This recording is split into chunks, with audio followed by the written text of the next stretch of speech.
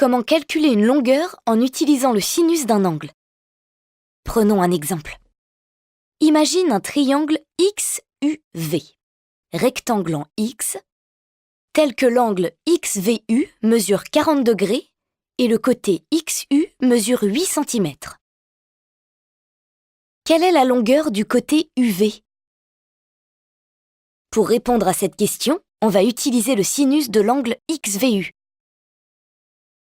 En effet, on cherche à déterminer la longueur de l'hypoténuse UV et l'énoncé donne la mesure d'un angle et la longueur du côté opposé. On sait que le triangle XUV est rectangle en X.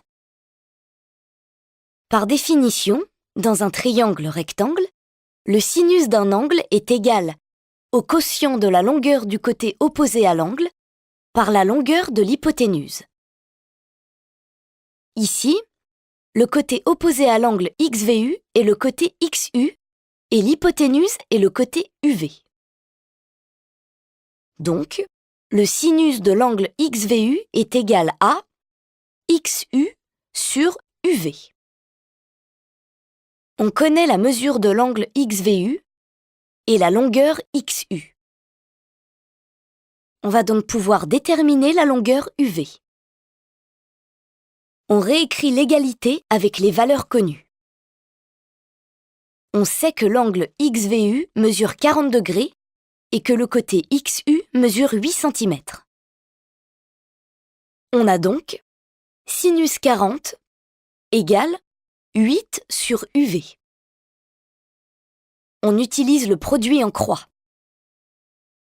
Cela donne UV multiplié par sinus 40 égale 8 multiplié par 1. On obtient donc UV égale 8 divisé par sinus 40. Pour calculer le sinus de 40 degrés, on utilise la touche sin de la calculatrice. On trouve que le sinus de 40 degrés est égal à environ 0,64. Donc, UV est égal à environ 8 divisé par 0,64, soit 12,5. Le côté UV mesure environ 12,5 cm.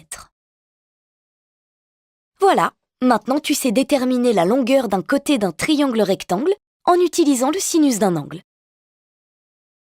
Pour cela, tu vérifies si le triangle est rectangle, tu vérifies avec les données de l'exercice si la formule du sinus permet de répondre, tu appliques la formule du sinus en faisant intervenir un angle connu et le côté dont tu cherches la mesure, tu réécris l'égalité avec les valeurs numériques de l'énoncé, tu utilises le produit en croix, tu utilises la touche sin de la calculatrice et tu rédiges une phrase de conclusion.